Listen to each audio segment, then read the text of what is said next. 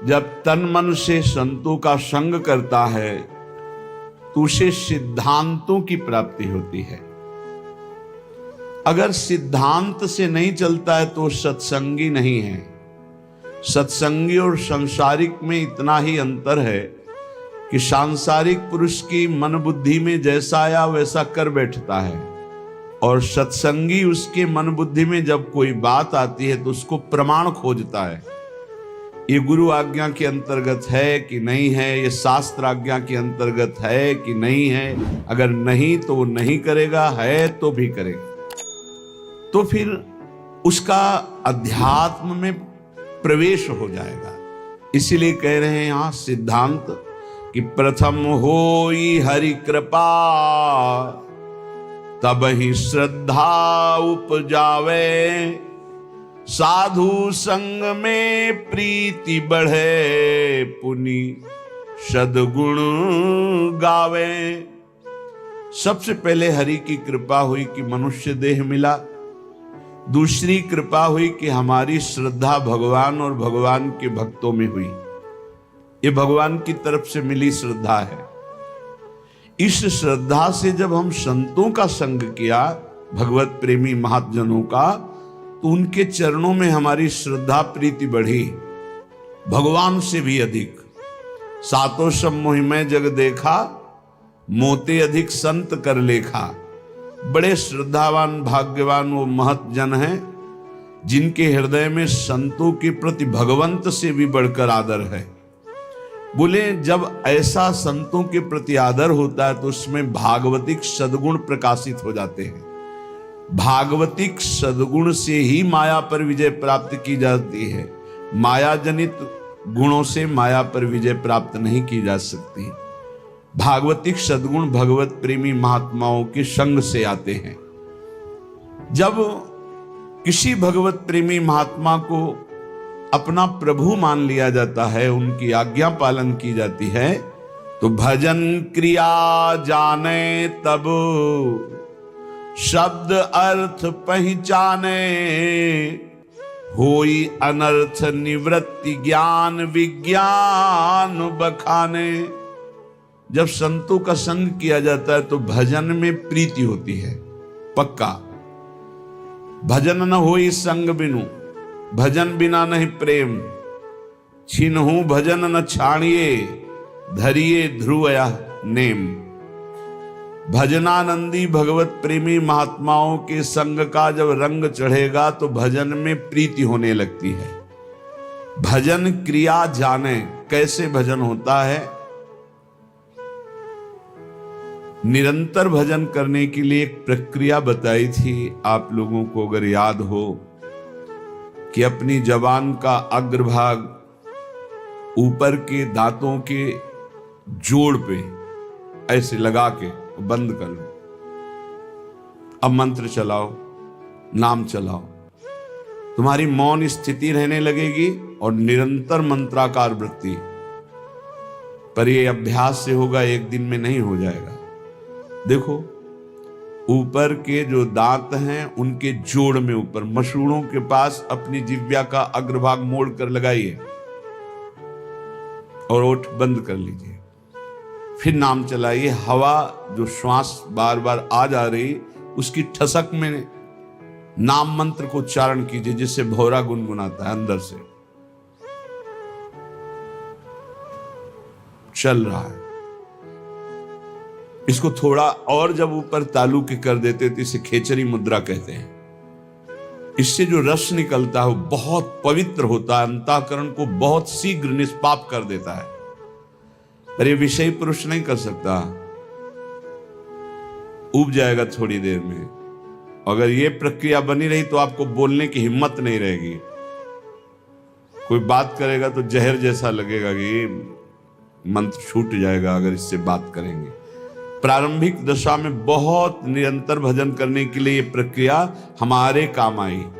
पूर्व में ये बहुत काम आई। तभी हमसे पूछा जाता था, तुम्हारे वाणी है, तुम बोल लेते हो? ऐसी स्थिति में रहते थे। यहाँ वृंदावन में जिस आश्रम में रहते थे 8 महीना हो गए होंगे किसी से राधे श्याम नहीं बोले थे।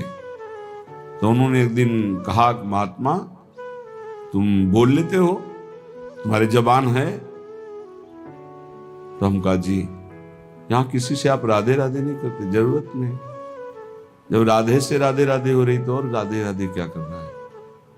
अच्छा, क्योंकि अब वो जो जिस स्थिति में वही की बात समझेगा, आगे का तो समझेगा नहीं। आप अगर ये अभ्यास पकड़ लें तो निरंतर भजन करने की वृत्ति में पहला मौन और दूसरा निसंकल्प स्थिति जागरण कर देगा। और जो आपके अंदर अधिक मात्रा में रस निकलेगा जबान के नीचे से, इस प्रक्रिया से निकलता है। और ऊपर कर ले खेचरी मुद्रा में तो अमृत जैसा रस निकलता है, बहुत दिव्यता आती। भूख प्यास पर विजय प्राप्त करने की सामर्थ्य इसी रस से आती है। ये यौगिक क्रिया है। ऐसे करके ये मुद्रा है, शांत, आंख खुली है, बंद, मंत्र चल रहा है। देखो आप कर सकते हो, आप लोग किए, मंत्र चला रहे हैं, एकांत में इस क्रिया को करके देखना। भजन क्रिया जाने तब शब्द अर्थ पहचाने।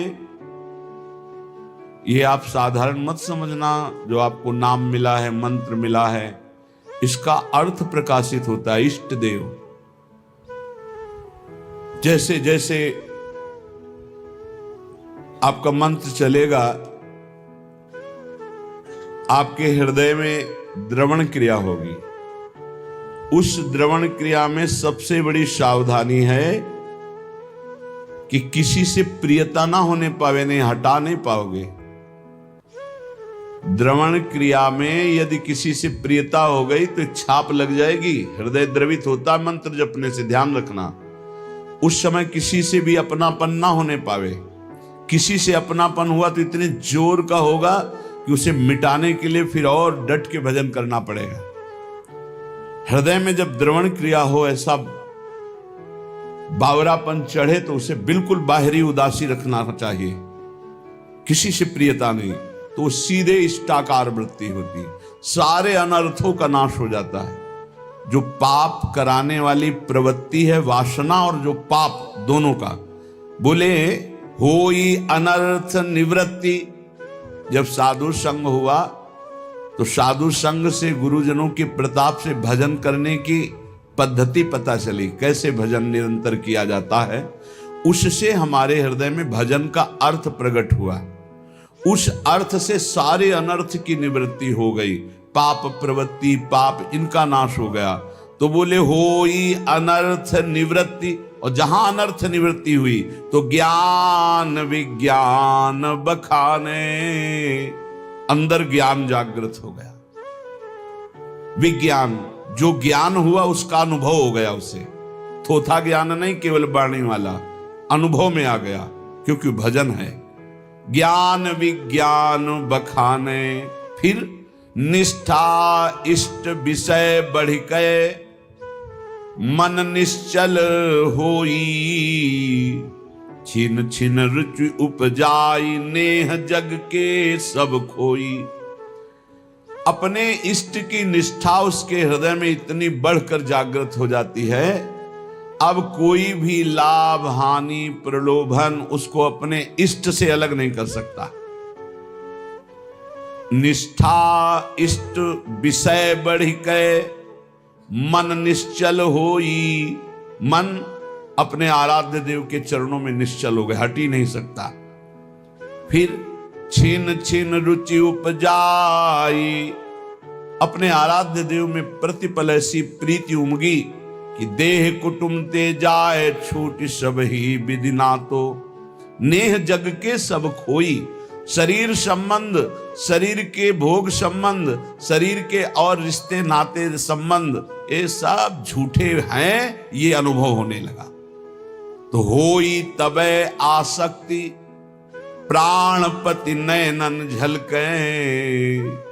गद गद पुलकित अंग प्रेम रस भीनी पलके। अपने प्रिया प्रीतम में अत्यंत आसक्ति प्रकट हो गई। वो आसक्ति इतनी जोर की कि प्रिया प्रीतम नेत्रों में विराजमान हो गए।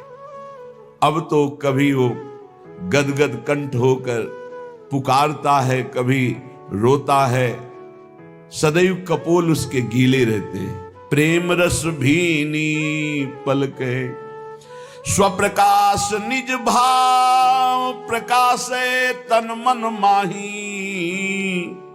प्रेमी प्रेम निकेत प्रेम परसी पर छाही। जे भी प्रिया प्रीतम का साक्षात्कार हुआ कि उसे अपने सहचरी वपु का दर्शन हो गया, प्राप्ति हो गई। स्वप्रकाश निज भाव प्रकाशे तन मन। सहचरी भाव का मन मिल गया, सहचरी भाव का तन मिल गया, सहचरी भाव मिल गया।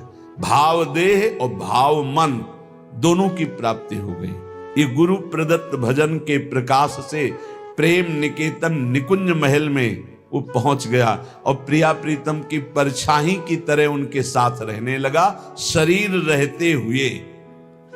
यह है गुरु प्रदत्त भजन का प्रभाव।